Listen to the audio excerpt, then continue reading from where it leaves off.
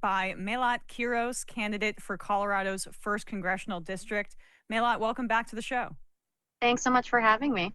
So happy to have you. The third time's the charm. I'm not sure we've ever had a candidate on 3 times, but this is how strongly I feel about your candidacy in Colorado's 1st, which is Denver-ish in Colorado. Over the weekend, though, our friend Hassan Piker was supposed to head to Denver to host a rally with you, State Senator Julie Gonzalez, who is challenging Hickenlooper, the senator, in a primary. But there were a bunch of venue cancellations, mysteriously. Yeah. Let's just start there. What happened? How did the first venue cancel on you? And how much was Hassan's presence kind of central to that? Yeah. The first venue cancellation was about a week before the rally was supposed to be, and they cited HVAC concerns, which was really curious because, they said they were canceling all their events through the weekend, and they were definitely still hosting events this past weekend. The second venue canceled for us on, I think it was 2 or 3 days before the rally was supposed to happen, and they cited significant community pressure. And then the final venue canceled on us literally the morning of the rally as our team was pulling up to bring in all of the supplies and the equipment. And so, and for the same reason, they were getting messages and a lot of pressure from, other people in the establishment, other people in like the landlord corporate space that were saying, really outrageous things about what we were doing with our rally. Apparently there was some accusation of it being a neo-Nazi rally, which was just ludicrous, and incredibly dangerous and harmful. And it was really frustrating. And, especially when we're talking about going up against the establishment, going up against incumbents, and talking about policies and issues that a super majority of Democratic voters support, and being silenced and suppressed in this way was incredibly frustrating and also just wrong. But they didn't stop us. We decided on the morning of, with that final cancellation, that Justin Pearson said this, and I loved it so much. He said, the owners of the building can cancel this rally, but they can't stop us from building this movement. And so we went to the People's House. We went to the Capitol steps.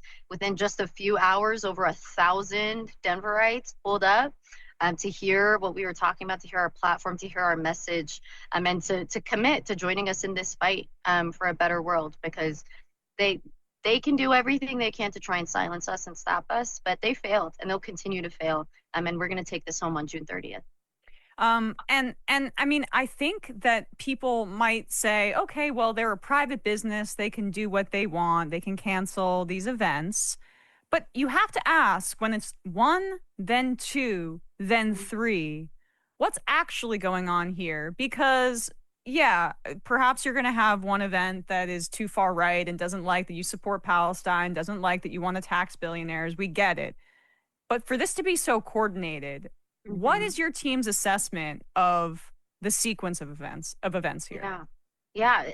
And most especially because the people that we were working with directly on the ground, right? The staff and the immediate management of all these businesses, they were so excited to host us and really were helping us really graciously throughout the whole process. But it was corporate landlords and ownership that pulled the plug on this from happening. And, all I know is that the Congresswoman started signaling to her corporate donors and to SUPERPACKS a few weeks ago to start attacking me, to start attacking this campaign. And she's been ramping up, even with, there was this really horrific blog that has been accusing me of rationalizing the murder of Jewish people, which could not. It is such a racist and dangerous attack, all based on my solidarity in standing up against the genocide and making sure that we're talking about the context and violence in which all that it happens. And, when she put that on her website to signal to donors to run with it, no one took the bait. So she started running it herself. And those ads are still up on Meta right now.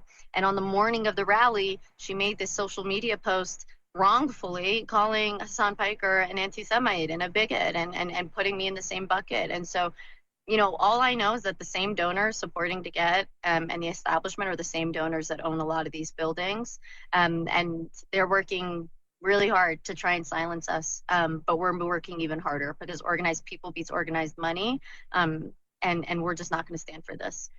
It is amazing to me how you have these Zionist donors that are so cavalier about using the cudgel of anti-Semitism, specifically against Hassan. And I just want, they use this attack against Abdullah al-Sayed, and it caused him to surge in the polls. And I think that these donors, they acted as a proxy because candidates don't want to go.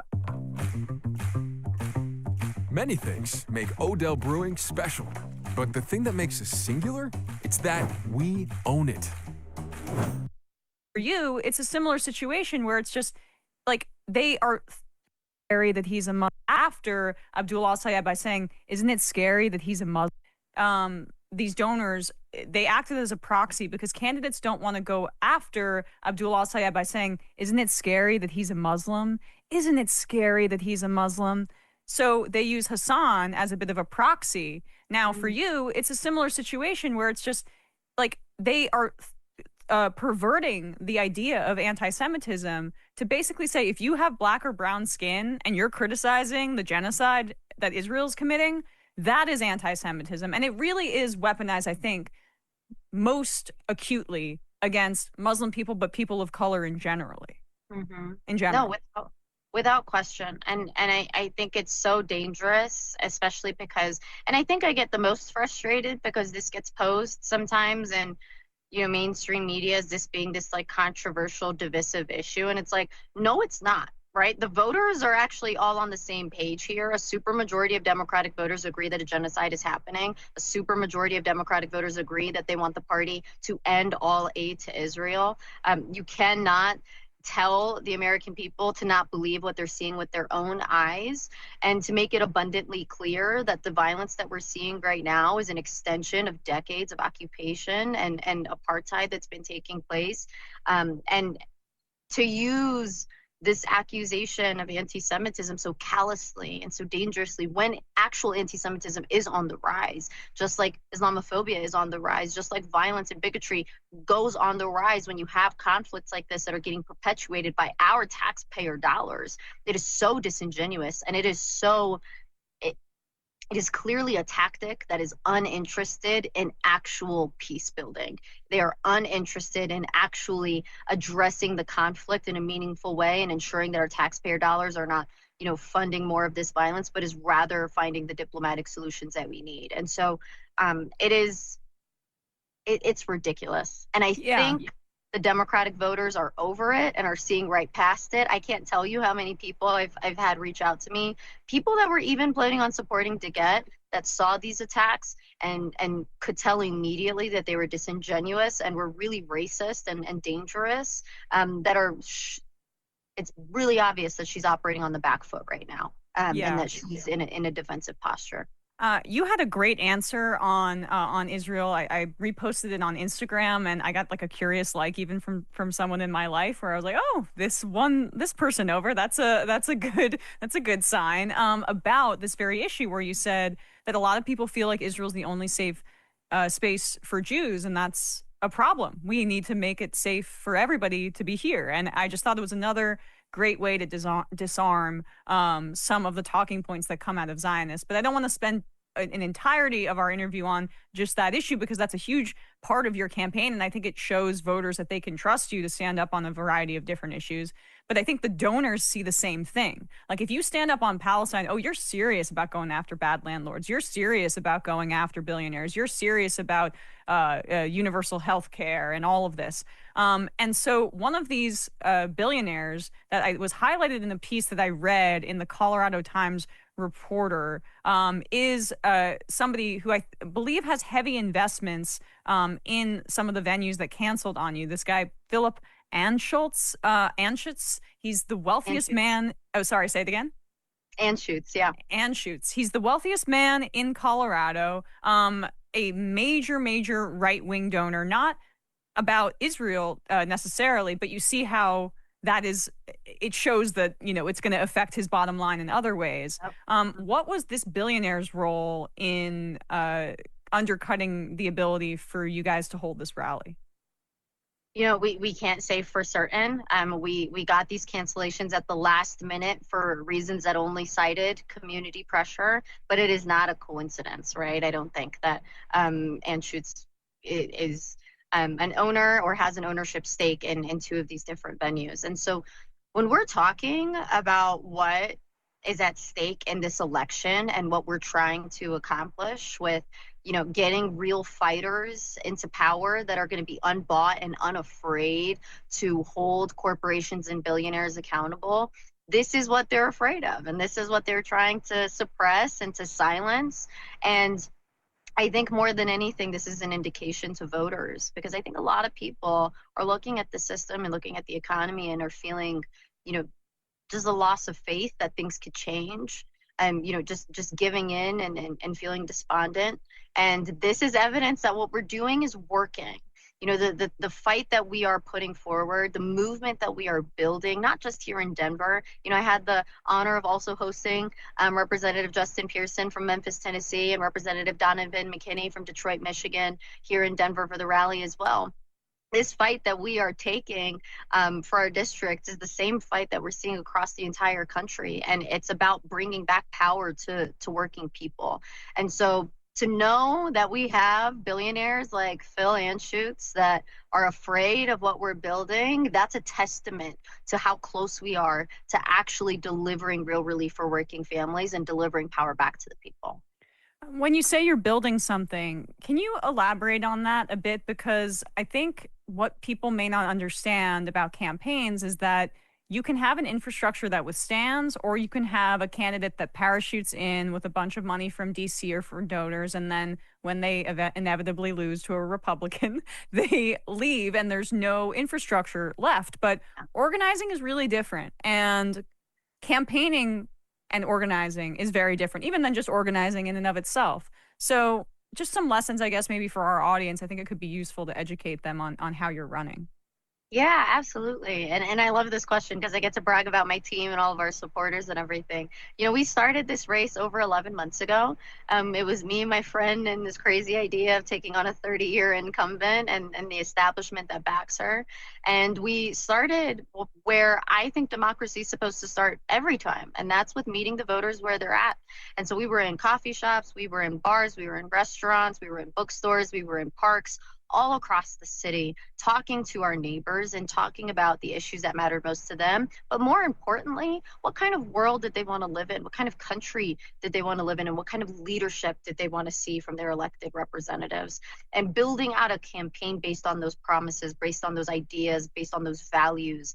And, for every single person we spoke with, they spoke with their coworkers, they spoke with their family members, their friends. And I think what we are seeing right now is that we've reached a critical mass now here in Denver, where everybody is finally catching on to the fact that there is a real challenger in this race, and that we don't have to settle for another term, a 16th term from a do-nothing corporate-backed establishment Democrat. We can and should have better. And meeting voters where they're at and answering those questions and making myself available, because at the end of the day, your job as a candidate, your job in running a campaign is to make a case and to earn the trust of voters so that they can put their faith in you at the ballot box and send you into the halls of power so that you can fight for them. And so it took a long time for us to build the kind of infrastructure to now where we have over 8,000 individual donors. We have over 1,000 volunteers. We are knocking on thousands of doors every single week in this city. We're going to hit 100,000 doors by the end of this campaign. What we're building is going to outlast this race. It's going to outlast this campaign.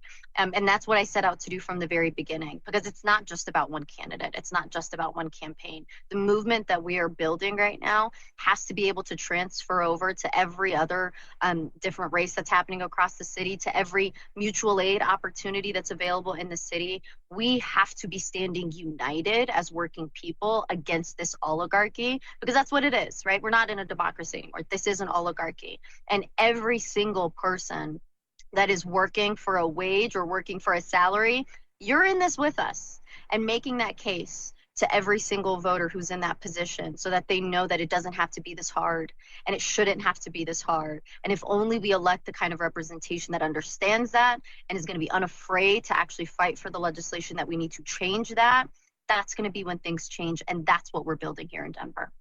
Boom. Love it. Melat, where can people go to support your campaign? Again, it's June 30th is the primary. It's not too far away.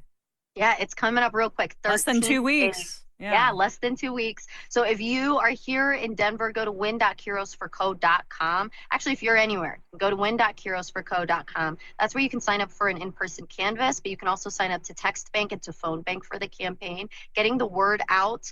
We're up against 30 years of name ID right now. So we just got to make sure that voters know that there's a real progressive challenger in this race, and that's how we're going to win this. And if you can spare a few dollars to donate to the campaign at kirosforco.com, that'll be a massive help. Again, no corporate PAC money, no billionaire money, no special interest money. This is a people-powered grassroots campaign, and we're really excited to take this across to the finish line on June 30th. Well, can't thank you enough for taking the time today to talk about your race. Melat Kiros, candidate in Colorado's 1st Congressional District. Once again, the primary is on June 30th. Thanks so much for your time today. Really appreciate it. Thanks for having me again. Of See ya. course.